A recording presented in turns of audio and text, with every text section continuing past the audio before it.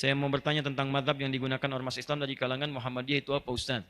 Apakah sama dengan dipakai oleh saudara kita dari kalangan salaf yang menggunakan manhaj salaf? Dan saya ada di lingkungan yang beda madhab, apakah yang dinamakan toleransi saya juga harus mengikuti cara bermadhab, cara ibadah seperti mereka? Contohnya dengan amalan-amalan seperti tahlilan, kunut dan sebagainya. Apakah saya harus seperti itu? Mohon penjelasannya. Tayyib. Secara singkat saja begini, secara singkat. Anda harus bedakan apa itu manhaj, apa itu madhab. Itu berbeda. Saya sering sampaikan kalau manhaj itu cara kita berislam. At-tariqul wadih, jalan yang jelas menuju Islam dengan jalur mengikuti Nabi SAW. Contoh, saya hapus ini misalnya ya. Siapa Nabi kita? Nabi Muhammad SAW. Apa yang diturunkan pada beliau untuk membimbing kita? Al-Quran. Allah turunkan Al-Quran pada Nabi Muhammad SAW. Nabi Muhammad menjelaskan isi Al-Quran kepada masyarakat yang hadir di zaman beliau. Saya sebut masyarakat, bukan hanya sahabat. Karena Quran diturunkan bukan hanya pada para sahabat. Pada masyarakat pada saat itu. Cuman ada kalangan orang yang ketika diberikan tidak mau mengambil. Itu poinnya. Yang mau mengambil beriman pada Nabi, hidup di zaman Nabi, melihat Nabi disebut dengan sahabat pada saat itu. Nah, penjelasan Nabi kepada para sahabat, masyarakat disebut dengan hadis namanya. Hadis. Apa yang dikerjakan, apa yang dilakukan, apa yang dikatakan, apa yang melekat pada Nabi namanya hadis. Kalau itu jadi pedoman kehidupan berubah namanya dari hadis jadi sunnah. Muncullah istilah Al-Quran dan sunnah. Nabi ketika mengajarkan pada para masyarakat, singkatnya nanti ada menjadi golongan sahabat yang diajarkan Al-Quran dan sunnah. Isi Al-Quran dan sunnah minimal ada 3 bagian. 1 disebut dengan ibadah, 2 disebut dengan muamalah, 3 disebut dengan akhlak. Isi dari ketiga ini dibagi pada 2 bagian. 1, dalil dan tuntunan yang hanya 1 ragam saja, 1 cara. Di 1 dalil, 1 cara. Contoh, saya langsung ambil dalam ibadah. Contohnya sholat. Ada dalam sholat yang caranya cuma 1, dalilnya 1. Misal, ketika kita bertakbir misalnya, saat takbir apa yang dibaca? Allahu Akbar. Hadisnya 1, caranya 1. An-Nasai nomor hadis 886. Angkat tangan Anda, letakkan yang kanan, langsung menutup yang kiri. Simpan di dada. Redaksinya langsung. Fa wado'a, fa itu langsung. Tanpa jeda, tanpa ada gerakan lain. Mohon maaf ya, saya tidak bermaksud menyalahkan. Tapi hanya mengembalikan pada hadis. Kalau ada, kerjakan. Kalau tidak, cukup kita tinggalkan. Jangan terlampau kreatif dalam ibadah. Ya, misal, saya belum pernah menemukan misalnya, bukan bermaksud menyalahkan. Ustadz nggak enak ya. Kedengaran suara saya? Belakang kedengaran? Kok bisa jawab? Ya. Bisa minta izin. Luar biasa di UPI ini ya. Baik. Tidak kedengaran bisa jawab. Lihat sini. Angkat yang kanan, letakkan kanan di kiri. Redaksinya langsung. Langsung itu artinya tidak ada jeda, tidak ada gerakan lain. Begitu diangkat, letakkan yang kanan di kiri. Saya mohon maaf, saya belum menemukan. Dan sebagian beralasan begini, Ustaz, nggak enak lah. Masa sama Allah kiri dulu? Kenapa tidak kanan dulu? Allah, kanan masuk, kiri. Nah, tutup misalnya. Nah, ini fokus ya. Kadang-kadang kaki naik dikit misalnya ya. Misal, mohon maaf. Ini hadisnya cuma 1, caranya 1. Disebutkan 1 hadis 1 cara karena menurut ukuran agama semua umat Islam mampu melakukannya. Makanya ketika dilakukan 1 cara semua orang bisa semua orang dan mengucapkannya Allahu Akbar, tidak ada kalimat lain. Kalau ada yang seperti ini artinya dipandang semua orang Islam mampu mengerjakannya. Karena itu tidak perlu kreatif mencari cara yang lain. Ya, misal yang tadi dilipat seperti ini saya punya koleksi 1235 kitab hadis. Saya mencari sampai dari yang hadis paling sahih sampai yang paling palsu. Saking palsunya yang tadi di kitab hadis palsu pun tidak ditemukan. Anda bayangkan.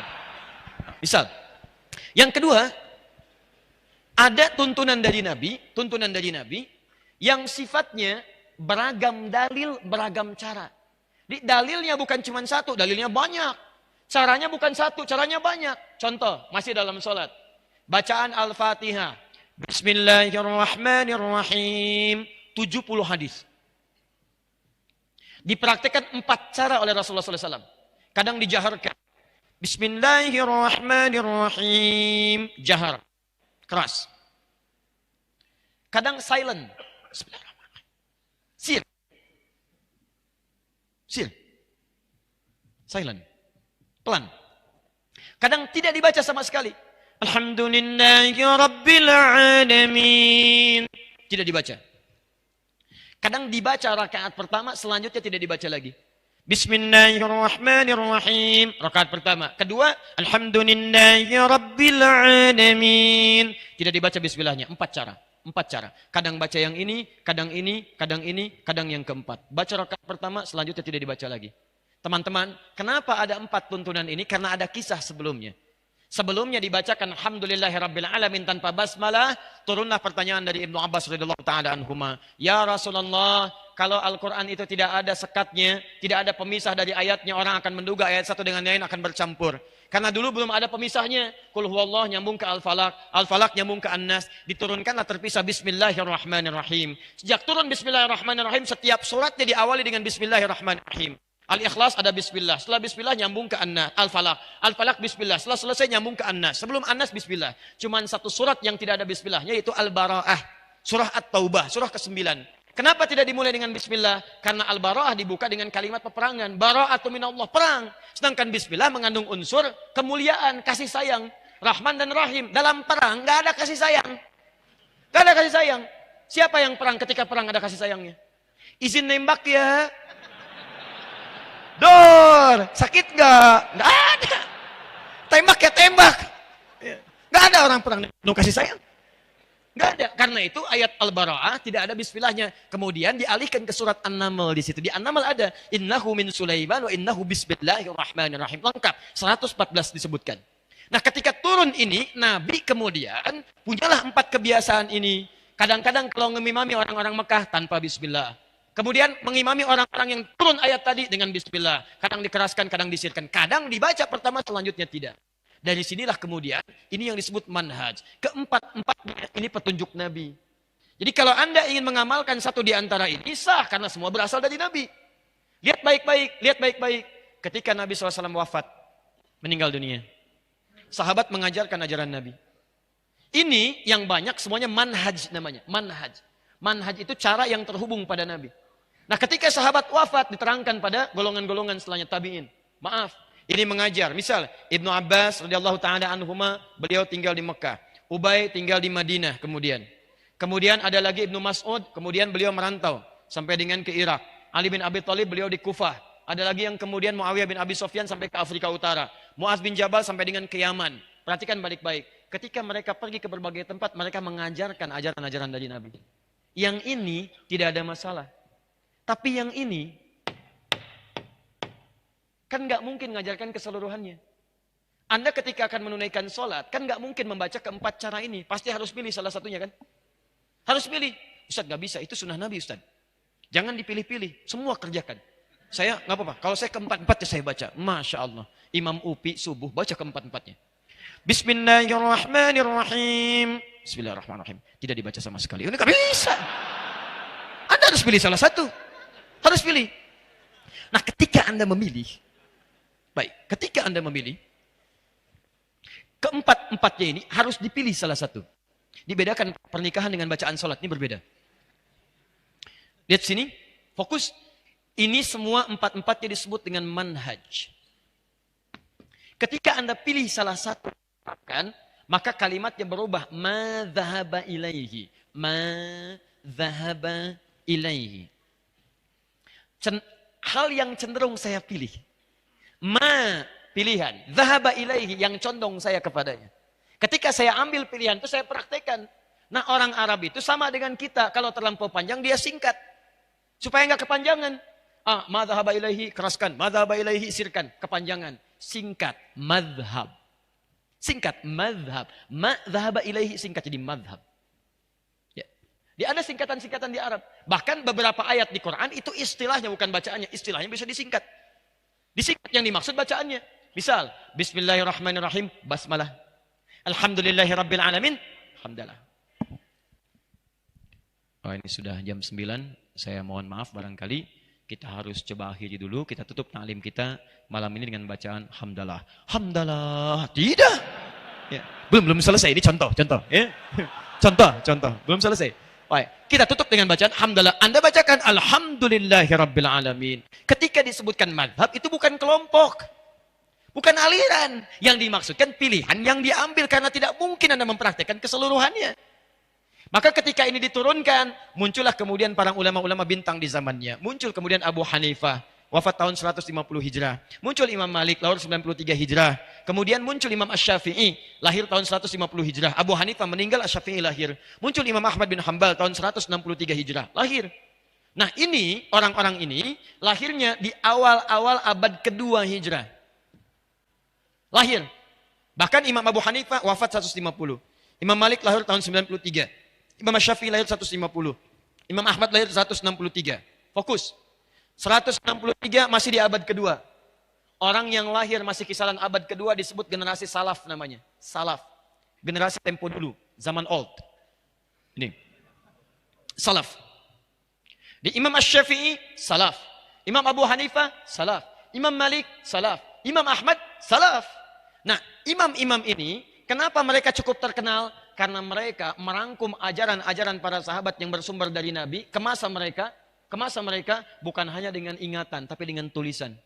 Dulu orang belajar dengan ingatan, saking kuat ingatannya luar biasa Pak. Ingat luar biasa. Tapi masa setelahnya kan beda. Semakin meluas, semakin beragam, semakin tipikalnya berubah, semakin memiliki kekuatan yang berbeda-beda dalam ingatan. Maka para imam ini selain kuat ingatannya, mereka juga menuliskan ingatan mereka dalam bentuk kitab-kitab. Terjagalah ajaran itu dalam kitab mereka. Ini yang menyebabkan itu menyebar keseluruhannya. Tapi persoalannya, Imam Abu Hanifah nggak mungkin praktekkan keempat-empatnya. Dia harus pilih salah satu. Ketika memilih disebut dengan mazhab Abu Hanifah, dikenal dengan Hanafi. Imam Malik memilih untuk tidak baca bismillah, dikenal dengan Maliki, mazhab Maliki, pilihan Imam Malik. Imam Asy-Syafi'i pilih dijaharkan, disebut dengan mazhab Syafi'i, pilihan Imam Asy-Syafi'i. Imam Ahmad menengahi di antara keduanya pakai sir, silent, ya, disebut dengan mazhab Hambali, pilihan Imam mazhab bin Ahmad bin Hambal. Ketika disebutkan mazhab bukan kelompok, tapi pilihan para imam ini.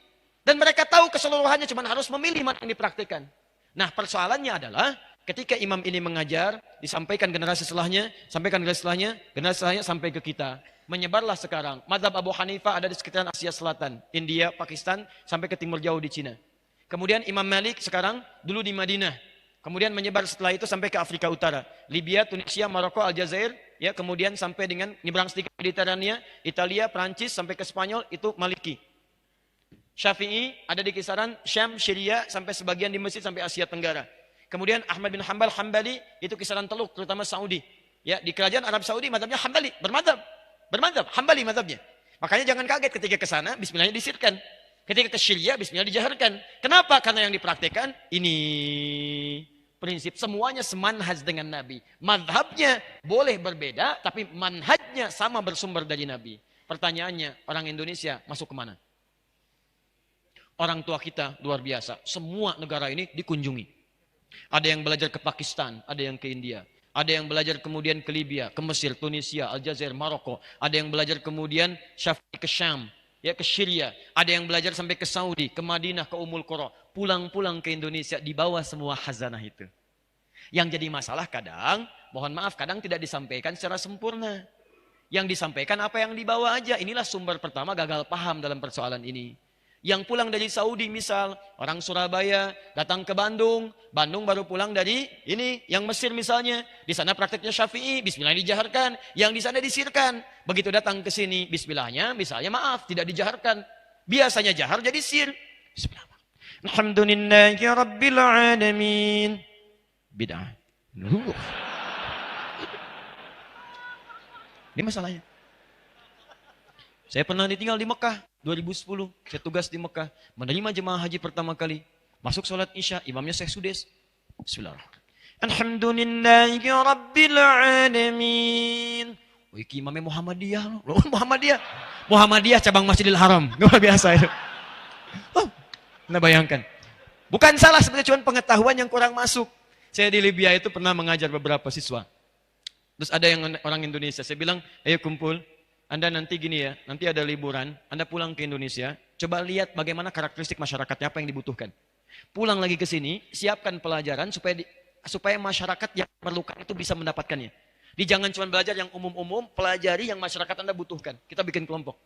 Singkatnya setelah pulang dari liburan, saya tanya, Anda kemana kemarin? Saya ke daerah ini Ustaz.